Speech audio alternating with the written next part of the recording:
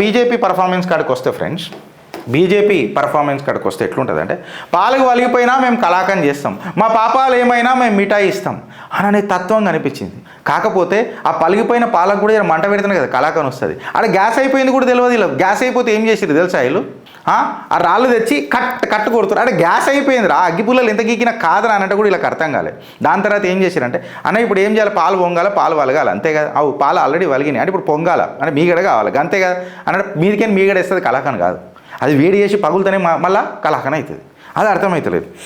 ఇప్పుడు BJP behaviour తీసుకొని చూస్తే జూబ్లీ హిల్స్లో ఎట్లున్నదనంటే, బీజేపీ ఏమన్నదనంటే, మేము జూబ్లీ హిల్స్లో ఒక startup company, next unicorn Jubilee హిల్స్లో మేమే అని చెప్పిండ్రు. కాదు, లేకపోతే ఏం మిగిలింది అని అంటే, ఒక లోగో మిగిలింది, విజిటింగ్ కార్డు మిగిలింది. వాళ్ళకు అందరికి ఇచ్చేసి వచ్చిర్రు కోల్డ్ కార్డు లెక్క. ఇంకా మిగతా ఆడ ఏం కాలే. అలా ఓట్ షేర్ ఏడికి ఆగిపోయింది, 8.7% ఆగిపోయింది. ఒక హైప్తో వచ్చిర్రు, డిపాజిట్ లాస్ చేసుకున్నారు.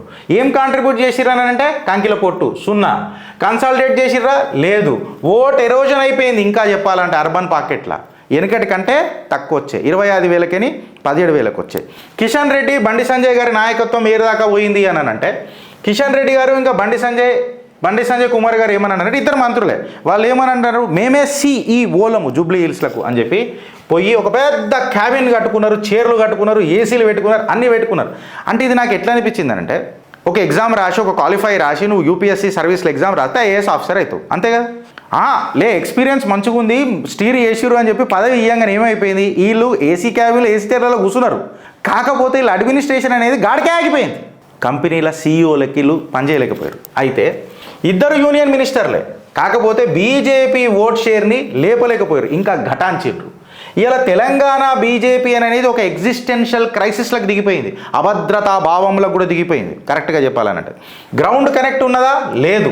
చరిష్మా ఉన్నదా? లేదు. అర్బన్ అపీల్ ఉన్నదా? లేదు. ఢిల్లీలో మినిస్టర్లు, గల్లీలల్లా మిస్త్రీలు.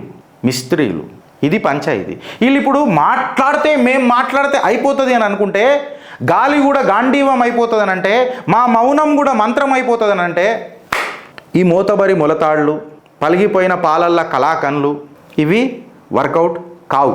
తెలంగాణ బీజేపీలో ఒక కొత్త అనాలిసిస్ నడుస్తుంది. ఏందనంటే, రాహుల్ గాంధీ వర్సెస్ బీజేపీ అని చెప్పి మాట్లాడుతున్నారు. ఇది ఎట్లుంటుందనంటే, మేము ఏరోప్లేన్ని ప్రామిస్ చేసినాం, రాకెట్ని ప్లాన్ చేసినాం, కానీ ప్రజలకు ఇచ్చినాం ఏంది అని అంటే పేపర్ ప్లేన్ ఇచ్చినాం అని అనేటట్టు అయిపోయింది. పేపర్ ప్లేన్కి రాకెట్కి తేడా లేదా? ప్రజలు గుర్తుపట్టరా? ఎడ్డోళ్ళ చెప్పు. ఇప్పుడు రాహుల్ గాంధీ ఇంకా బీజేపీ ఏంది గిరీష్ అని చెప్తే, రాహుల్ గాంధీ అనే వ్యక్తి ఒక నేషనల్ ఐకాన్. ఎట్లా అంటే, ఆయన ఓడిపోతున్న కొద్దీ ఆయన చరిష్మా పెరుగుతూ ఉంటుంది, ఓటమి ఆయనకు రికార్డ్ ఇస్తూ ఉంటుంది. కరెక్టా కాదా? ఆయన లూజ్ అవుతాడు, లీడ్ చేస్తూనే ఉంటాడు, ఆయన ఓడిపోతూనే ఉంటాడు, పార్టీ నాయకత్వం ఆయన చేతిలోనే ఉంటుంది. ఇక్కడ తెలంగాణలో కూడా బీజేపీ కిషన్ రెడ్డి, ఎస్పెషలీ మన కిషన్ అన్న, ఆయన ఓడిపోతూనే ఉంటాడు, కానీ ఆయనకు పదవులు వస్తూనే ఉంటాయి. ఏఐసిసిలా రాహుల్ గాంధీ ఎట్లనో, కాంగ్రెస్ పార్టీలో రాహుల్ గాంధీ ఎట్లనో, తెలంగాణ బీజేపీలో మన కిషన్ రెడ్డి అట్లనే అననే ఆలోచన కూడా మొదలైంది ప్రజలల్లో. ఇది డిస్కషన్, ఇది చిలికి గాలివాన అయ్యే లోపల మీరు ఆలోచించుండ్రు. ఈడికి ఆగిపోయిందా? ఈడికి ఆగలే. ఎట్లా అంటే, వీళ్ళు లూజ్ అవుతున్నాడు కానీ గెలుస్తూనే ఉన్నారు. రాహుల్ ఒక్క ఎలక్షన్ అయినా గెలిచిండా? ఈ పార్టీలో అయినా రాలే కాబట్టి రేవంత్ రెడ్డి గెలిచిండు, పార్టీని లీడ్ చేస్తూనే ఉంటాడు. కానీ కిషన్ రెడ్డి గారు ఏదైనా ఎలక్షన్ గెలిచి, నేను ఎప్పుడు గెలవలే, దాని మీద అంత రభస ఎందుకని ప్రెస్ నోట్ ఆయననే రిలీజ్ చేసిండు. కానీ ఆయనకే మినిస్ట్రీ పదవులకి ఇట్లా అంత వచ్చి ఆయననే ఫేస్ ఆఫ్ తెలంగాణ అయిండు. ఇది ఎట్లుంటుందనంటే, మన ఇంట్లో యూపీఎస్ ఇన్వర్టర్లు ఉంటాయి ఫ్రెండ్స్, కరెంటు పోయినప్పుడు కరెంట్ ఇస్తాయి, కాకపోతే ఏసీలు పనిచేయవు దాని మీద. బేసిక్గా ఫ్యాన్లు, ట్యూబ్లైట్లు పనిచేస్తాయి. ఈ ఇన్వర్టర్ల మీద, యూపీఎస్ ఇన్వర్టర్ల మీద ఎన్ని రోజులు ఇల్లు నడుస్తుంది? మళ్ళీ కరెంట్ రావాల్సిందే. ఈ కరెంటు తెచ్చేదెప్పుడు, వచ్చేదెప్పుడు, మనం చూసేదెప్పుడు, మన బల్బులు వెలిగేదెప్పుడు, వేడిపోతున్న ఆవిరైపోతున్న కార్యకర్త ఏసీ చాలయ్యేదెప్పుడు అని అనేది ఒక పెద్ద క్వశ్చన్. బీజేపీ హిందుత్వ పిచ్చి తీసుకుంటే, ప్రతిసారి హిందువులకంటూ ఒక పార్టీ ఉన్నది అని అంటే రామ్ లక్ష్మణ జానకి జై బోలో హనుమాన్కి. ఇక నేను పేర్లు తీసుకోలే, మోతబరి మొల్తాడు బ్యాచ్ని అడుగుతున్నా, వాళ్ళే కదా మాట్లాడింది, ఇదంతా చేసిరు కదా.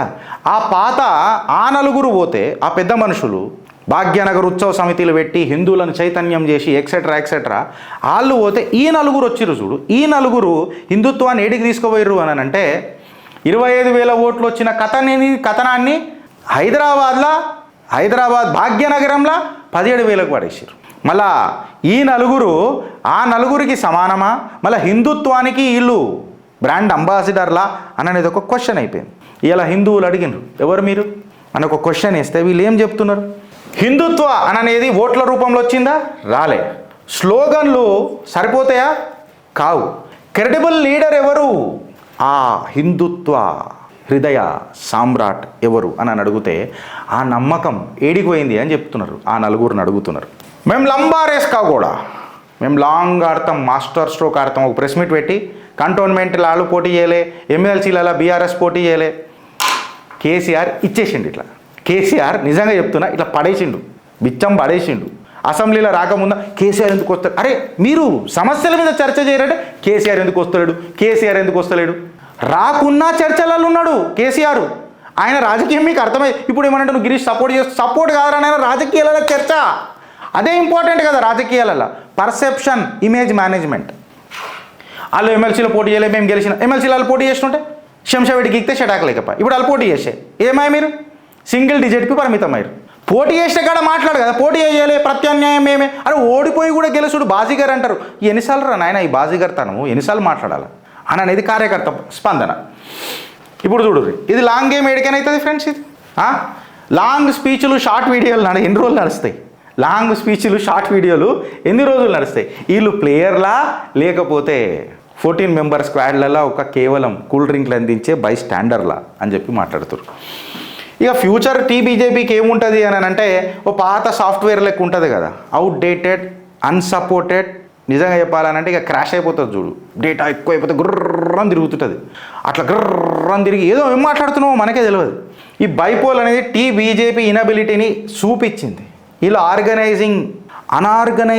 ఆర్గనైజింగ్ని చూపించింది. మొబిలైజ్ చేసే తత్వం లేకుండా వీళ్ళు రాజకీయాలు చేస్తున్నారు అని అనే ఒక స్టాంపును చూపించింది, కొట్టేసింది.